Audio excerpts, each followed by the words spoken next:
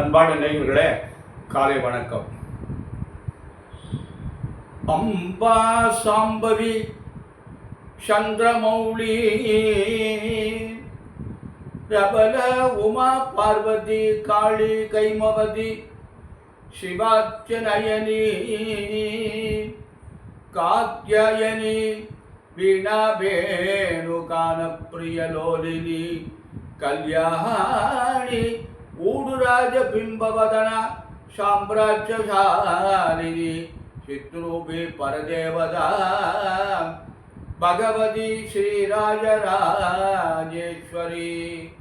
माधर्मे मधुगैडपत्नी महिषप्राणापगे करोत्यय केला निर्मित धूम्रलोचनवते केशण्डमुण्डाच्चनि विशेषीकृतरक्तबीजधनुषे नित्यानि शुम्भावगे शुम्भत्वंशनि शंकर दुरिदम दुर्गे நமஸ்தே அம்பிகே. அன்பான நேயர்களே, இன்று பங்குனி மாதம் 21ஆம் நாள் வெள்ளிக்கிழமை, சுக்கிரவாரம், சப்தமி திதி உள்ள இருக்கு. மிருகசீர நட்சத்திரம் காலையில் 11:33 வரை இருக்கு. பின்னாடி திருவாதிரை நட்சத்திரம். ரெண்டு நட்சத்திரத்துக்கும் யோகம் சித்த யோகம் தான். வெள்ளிக்கிழமை எப்போதுமே ராகு காலம் 10:30 முதல் 12 வரை, யமகண்டம் 3 முதல் 4:30 வரை, குளிகன் 7:30 முதல் 3 வரை, சூலம் மேற்கு, பரிகாரம் வெள்ளம். அன்பான நேயர்களே, இந்த நாள் எப்படி இருக்கிறது, கிரகங்களுடைய அமைப்பெல்லாம் எப்படி இருக்குன்னு பார்ப்போம். இன்று சூரியன் சுக்கிரன் ராகு மீனத்தில் இருக்கு. ரிஷபத்தில் குரு இருக்கு. மிதனத்தில் சந்திரன் செவ்வாய் இருக்கு. கன்னியில் கேது இருக்கு. புதனும் சனியும் கும்பத்தில் இருக்கு. இந்த குரு சந்திரன் செவ்வாயோட போய் சேர்ந்துட்டார். நேற்று 2 நாளாக குருவோட இருந்திருந்தாரு, இன்னைக்கு செவ்வாயோடு சேர்ந்துட்டார். குருவு சந்திரன் சேர்ந்தா குரு சந்திர யோகம், சந்திரன் செவ்வாய் இருந்தால் சந்திர மங்கள யோகம். இன்று இந்த சந்திர மங்கள யோகத்தை, இந்த யோகத்தை 2 நாளைக்கு, இன்னைக்கு நாளைக்கு செய்வார். அன்பான நேயர்களே, மேஷ ராசி என்பவர்களே, இந்த உங்களுக்கு ராசி எப்படி இருக்குது பலன்கள். மேஷ ராசி என்பவர்களுக்கு குரு பகவான் 2ல் இருக்காது, சனி பகவான் 11ல் இருக்காது. அருமையான நாள், நல்ல நாள், நல்லதெல்லாம் நடக்கும், நல்ல காரியங்களாம் நடைபெறும். அதாவது உங்களுக்கு என்னென்ன தேவையோ, உங்களுடைய வயதுக்கு தக்கபடி எந்தெந்த காரியத்தை நீங்கள் செய்யணுமோ அதை பூரா செஞ்சுக்கலாம். அன்பான ரிஷபராசி என்பவர்களே, அவங்களுக்கு குரு பகவான் ஜென்மத்தில் இருக்கார். இட பாத்தத்தை கொடுப்பாரு, ஏதாவது பிரச்சனையை கொடுப்பாரு, பார்த்து கவனமாக நடந்து கொள்ளுங்க. ரிஷபராசி என்பவர்களுக்கு நிச்சயமாக இடமாற்றம் இருக்கும். இந்த குரு பயிற்சிக்குள்ள நிச்சயமாக இடமாற்றம் இருக்குது. சித்திரை மாதம் 28ஆம் தேதி 1:19 மதியானம் குறுப்பெயர்ச்சி. அந்த குறுப்பெயர்ச்சிக்குள்ள நிச்சயமா இடமாற்றங்கள். உங்களுக்கு சனி பகவான் 10ல் 11ல் ராகு, இது 2 அருமையா இருக்கும். அன்பான மிதுன ராசி என்பவர்களே, உங்களோட ராசியில சந்திரனும் செவ்வாய் இணைந்திருந்தார். சந்திரனும் செவ்வாய் இணைந்தா நல்லதுதான். மிதுன ராசிக்கு 2ஆம் அதிபதி சந்திரன், அவன் செவ்வாயோட சேர்ந்து இணைந்திருக்கிறான். நல்லதுதான், கெடுதல் ஒன்றும் பண்ணாரு. ஆனால் குரு 12ஆம் இடத்துல இருக்காரு. விரயத்தை உண்டு பண்ணும், தேவையில்லாத செலவுகளை, பிரச்சனைகளை, இடமாற்றங்களை கொடுக்கும். நல்ல செலவுகளாக பண்ணுவோம், சுபகரியமாக பண்ணுவோம். என்ன ஒரு 40 நாள் தான் இருக்கு. அன்பான கடகராசி என்பதில் உங்களுக்கு உங்கள் ராசிநாதன் 12ல் இருக்காரு. 5ஆம் அதிபதியோடு சேர்ந்து சந்திர மங்கள யோகம் என்ற ஒரு யோகத்தை பெறாரு. குரு பகவான் 11ஆம் இடத்துல இருக்காரு. இது 2 உங்களுக்கு நல்ல இணைவு, அருமையான இணைவு. கடகராசி என்பவர்களுக்கு நல்லதெல்லாம் நடக்கும், நன்மை உண்டு. நல்ல காரியங்கள்லாம் உங்களால் இயந்த காரியங்களாக படிக்கலாம். ஒரு நல்ல முன்னேற்றமான அமைப்புக்கு வாய்ப்பு இருக்கு. அன்பான சிம்மராசி என்பவர்களே, உங்களுக்கு நேரம் சரியில்லை, கவனமாக நடந்து கொள்ள. 10ல் இருக்காரு குரு, பகுதியை குறைப்பார், அப்படி இருப்பார்.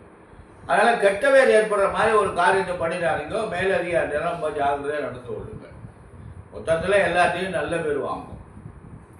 கன்னிராசி மேலே உங்களுக்கு அருமையான நாள், தொழிற்சாலம் பிரமாதமாக இருக்குது.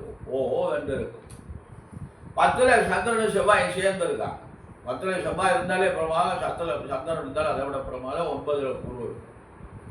உங்களுக்கு நல்ல யோகமான நாள் இன்றும் நாளை. இன்னைக்கும் நாளைக்கும் நல்ல காரியங்கள் எல்லாம் பண்ணுவோம், நல்லபடியாக நடக்கும். சனி பகவான் 6ல் வேறு இருக்கு.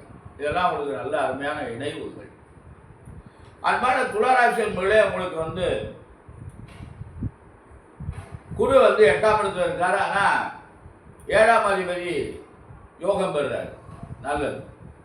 ஆனால் 8ல் குரு இருக்கும்போது எதையுமே செய்ய விட மாட்டார். அதனால் பார்த்து ஜாக்கிரதையாக நடந்து கொள்ளுங்கள். புதுசாக எதையும் பண்ணாதீங்க, கொஞ்சம் நாள் தான், 40 நாள் தான். அன்பான விருச்சிக ராசி என்பதிலே உங்களுக்கு குரு பகவான் 7ஆம் இடத்துல இருக்கார். அருமையான அமைப்பு, நல்லது நடக்கும், நல்ல காரியங்கள்லாம் நடைபெறும். அன்பான தனுசு ராசி என்பதிலே உங்களுக்கு குரு பகவான் 6ல் இருக்காரு. செவ்வாயும் சந்திரன் இணைந்து இருக்காங்க, அது ஒரு நல்ல அமைப்பு. 7ல் சனி, 3ல் 4ல் ராகு, இதெல்லாம் தனுசு ராசிக்கு அருமையான அமைப்பு. இருந்தாலும் குரு 6ஆம் இடத்துல இருக்காரு. ஆரோக்கியத்தில் கவனம் தேவை. அன்பான மகர ராசி என்பதில் உங்களுக்கு 7ரை சனி நடந்து கொண்டு இருக்கிறது. இன்னும் 18 மாதங்கள் இருக்கிறது. ஜாக்கிரதையாக நடந்து கொள்ளுங்கள். 7ரை சனி முடியும் நேரம். அவரவர்கள் வயதுக்கு தக்கபடியே முதல் சுற்று, 2வது சுற்று, 3வது சுற்று எல்லாம் சொல்வார்கள். அதனால் ராகு பகவான் 3ல் இருக்கார், நல்ல பலன் தருவார். அதனால் அன்பான மகர ராசி என்பதில் குரு 5ல் இருக்கு, நல்லதெல்லாம் நடக்கும். இருந்தாலும் 7ரை இருக்கு. கும்பராசி என்பதில் உங்களுக்கு 7ரை சனி இருக்கிறது, ஜாக்கிரதையாக நடந்து கொள்ளுங்கள். குரு சரியில்லை, எல்லாமே கொஞ்சம் மெதுவாக தான் நடக்கும். 5ஆம் இடத்துல போய் செவ்வாய் சந்திரன் வேலை சேர்ந்துருக்காங்க. மீனராசி என்பதில் உங்களுக்கு இந்த நாள் குரு 3ல் இருக்கார், குழப்பமான நிலை தான், நல்லதெல்லாம் நடக்காது. 4ல் வேறு செவ்வாய் சந்திரன் இணைந்திருக்காங்க. அந்த இணைவு என்பது உங்களுக்கு அருமையானது. 4ஆம் இடம் சுகத்தானம், 5ஆம் அதிபதி 4ல், 2ஆம் அதிபதி 4ல், இவங்க 2 பேரும் 4ல் இருந்துட்டு இணைந்து இருக்காங்க. இன்றும் நாளையும் நல்ல நாள். அன்பான மகர ராசி, கும்பராசி, மீன ராசி என்பதில் உங்களுக்கு 7ரை சனியுடைய தாக்கம் இருக்கிறது. பார்த்து கவனமாக நடந்து கொள்ளுங்கள். சனிக்கிழமை விரதமாக இருக்கும்போது சனி பகவானுக்கு எள்ளு தீபம் வைக்குங்கள், காக்கைக்கு அன்னம் வையுங்கள். முடிந்தால் வன்னி பத்திரம் கிடைத்தால் சனி பகவானுக்கு வன்னி பத்திரத்தால் அர்ச்சனை பண்ணும். அந்த பத்திரங்களுக்கு விசேஷங்கள் நிறையாக சொல்லப்பட்டிருக்கிறது. பத்திரம் என்றால் இலை, வில்வ இலையினால சிவபெருமானுக்கு தட்சாமூர்த்திக்கு அர்ச்சனை பண்ணால் ரொம்ப நல்லது. அதே மாதிரி துளசினால பெருமாளுக்கு அர்ச்சனை பண்ணால் ரொம்ப நல்லது. குங்குமத்தினால தாய்க்கு அர்ச்சனை பண்ணால் ரொம்ப நல்லது. தாமரைப்பூனால சரஸ்வதிக்கு அர்ச்சனை பண்ணால் ரொம்ப நல்லது. விநாயகர் பெருமானுக்கு அருகம்பில்லால அர்ச்சனை பண்ணால் நல்லது. பொதுவாக சம்பங்கிப்பூ, மல்லிகைப்பூ, ரோஜாப்பூ, இந்த மலர்கள்லாம் இறைவனுக்கு உகந்த மலர்கள், நல்ல வாசலில் உள்ள மலர்கள். இதெல்லாம் இறைவனுக்கு சாற்றுவது ரொம்ப நல்லது. பாமாலை சூட்டுகின்றார் ஒருத்தர் பூமாலை சூட்டுகின்றார். பூவையெல்லாம் பறித்து அதை மாலையாக தொடுத்து இறைவனுக்கு சாட்டுகின்றார். ஆண்டாள் சாத்தினார், ஆழ்வார் சாத்தினார், மாலையாக தொடுத்தார். அந்த மாலையை ஆண்டாள் எடுத்து சாட்டி கொண்டு திருப்பி இறைவனுக்கு அனுப்பினார். தான் சூடிக்கொண்டார், அது பேர் தான் அவளுக்கு சூடி கொடுத்தார் ஆட்சியார். அது மாதிரி பாமாலை சூட்டு எத்தனையோ பேர்கள் பாமாலை. சைவ சமய குறவர்கள் அனைவரும் பாமாலை சூட்டினார்கள். பாமாலை சூட்டுவது என்பது அழியாத ஒன்று. உலகம் அழிந்தாலும் பாமாலை அழியாது. இறைவனுடைய நாமத்தை பாடலாக சூட்டுவது. அதுவும் ஞானசம்பந்த பெருமான் சூட்டி இருக்கிறார் பாமாலைகள் 3 வயதில். அன்பான நேயர்களே, இறைவனுடைய நாமத்தை நாடுங்கள். இன்று நாம் முக்கியமான ஒரு கருத்தை பார்க்கின்றோம். இந்த துளசி இருக்கு இல்லையா, அந்த துளசியை எந்தெந்த நாளில் செடியிலிருந்து நம்ம எடுக்கலாம். அதாவது ஞாயிற்றுக்கிழமை, திங்கக்கிழமை, செவ்வாய்க்கிழமை, வெள்ளிக்கிழமை, திருவோண நட்சத்திரம், அஷ்டமி திதி, துவாதசி, சதுர்த்தி, பௌர்ணமி, அமாவாசை, இந்த நாட்களில் துளசியை செடியிலிருந்து எடுக்கலாகாது. நல்லா ஞாபகம். ஞாயிற்றுக்கிழமை, திங்கக்கிழமை, செவ்வாய், வெள்ளி, திருவோண நட்சத்திரம், அஷ்டமி திதி, துவாதசி திதி, சதுர்த்தி, பௌர்ணமி, அமாவாசை, இந்த நாட்களில் துளசியை பறிக்கப்படாது. துளசி செடியிலிருந்து எடுக்கலாகாது. துளசி பூஜைக்கு உயர்ந்தது. துளசி சுத்தத்தை தரக்கூடியது. துளசி தண்ணீர் ஜலம் அருந்தினால் உடல் ஆரோக்கியமாக இருக்கும். கருந்துளசி பூஜைக்கு மிகவும் சிறப்பாக சொல்லப்பட்டுள்ளது. எல்லா நேரத்திலும் துளசியை செடியிலிருந்து எடுக்கப்படாது. தோட்டம் வச்சிருக்காங்க, கடைக்கு வியாபாரத்துக்காக பறித்து கொடுக்குறாங்க, அது பேர். அடுத்தபடியாக தாய் இல்லாத குழந்தை, கணவன் இல்லாத யௌவனம் இளமை, பொறுமை இல்லாத தவம், புளி இல்லாத உணவு வீண் அப்படின்றாங்க. நல்லா பாருவோம். தாய் இல்லாத குழந்தை வளர முடியாது. கணவன் இல்லாத அழகு இளமை பருவம் பிரயோஜனம் இல்லை. பொறுமை இல்லாத தவம் பண்ணணும்னா ரொம்ப பெருமை இருக்கணும். இதை பற்றியும் காலம் வாங்கிக்கூடாது. ஒரே சிந்தனையோடு இறைவனை நோக்கி தவம் பண்ணணும். புளி இல்லைன்னா உணவு வீண். புளி இல்லைன்னா உணவு போச்சு, அவ்வளோதான். ஒன்றுமே சுவைக்காது.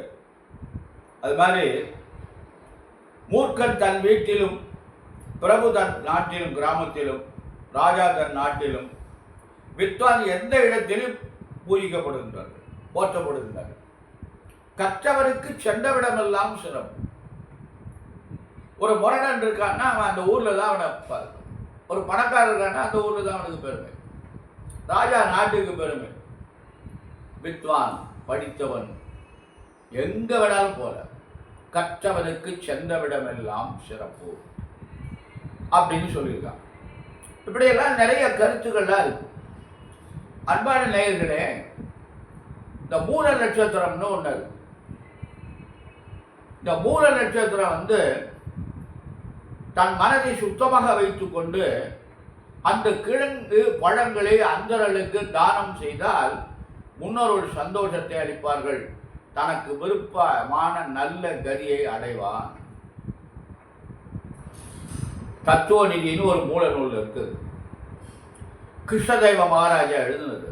தஞ்சை சரஸ்வதி மகாலில் வெளியிட்டிருக்காங்க. மூல நட்சத்திரத்தில் தன்னுடைய மனதை சுத்தமாக வைத்துக்கொண்டு அந்த கிழங்குகள், இந்த தானம் கொடுக்கறதுக்குன்னு கிழங்குகள்லாம் இருக்கு. உருளைக்கிழங்கு கொடுக்கக்கூடாது, சேப்பங்கிழங்கு கொடுக்கக்கூடாது. கருணைக்கிழங்கு, சேனைக்கிழங்கு, சேப்பங்கிழங்கு இதுதான் தானத்துக்கு உயர்ந்தது. பழங்கள், நல்ல பழங்கள், வாழைப்பழம், மாதுளை, மாம்பழம். தானத்துக்கெல்லாம் மாம்பழம் மிக உயர்ந்தது. இதெல்லாம் நம்ம முடிஞ்சத தானம் அந்தரர்களுக்கு தானம் செய்தமையானால் நம்முடைய விருப்பம் நிறைவேறும், நல்ல கதியை அடையலாம்.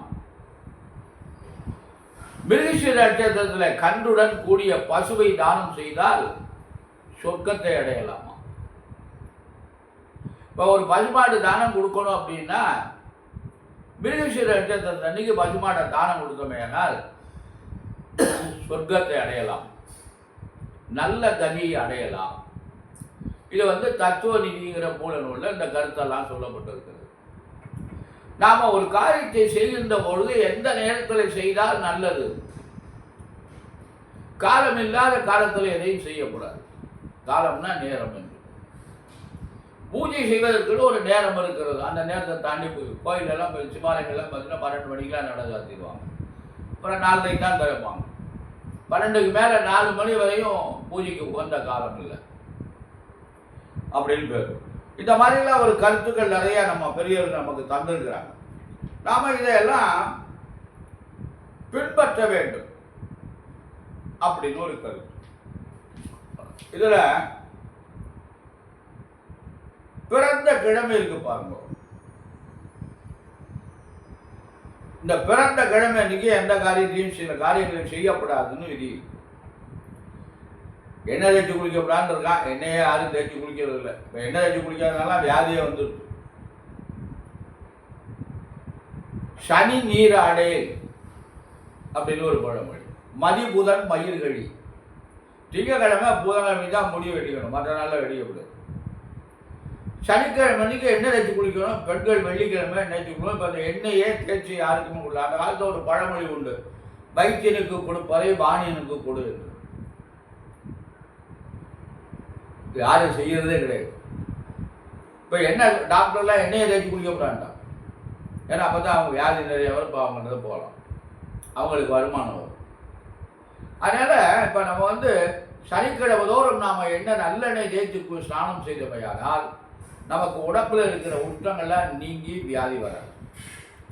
அதை நம்ம வந்து எண்ணெய் ஸ்நானம் பிறந்த நாள் அன்னைக்கு தேய்ச்சிக்கக்கூடாது.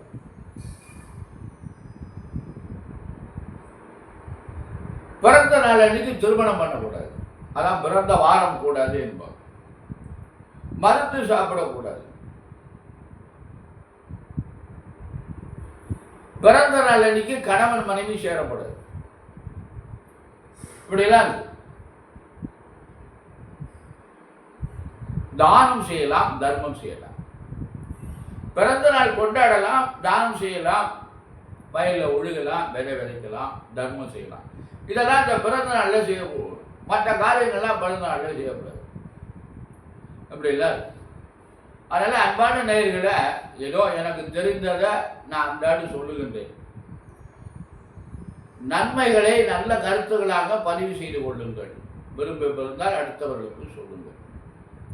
ஒரு நல்ல கருத்து வருகின்ற பொழுது அந்த கருத்தை நாம் எல்லோரிடமும் பகிர்ந்து கொள்வது நலம். ஏன்னா எல்லாரும் பலன் பெற்று எல்லாரும் நலமுடன் வாழ வேண்டும். அன்பான நேயர்களே, நலமுடன் வாழ வேண்டும், நல்லதையே செய்ய வேண்டும். அதாவது பெண்கள் புடவை கட்டி கொண்டால் குடல் இறக்கம் வராது. ஆண்கள் வேஷ்டி கட்டி கொண்டால் குடல் இறக்கம் வராது.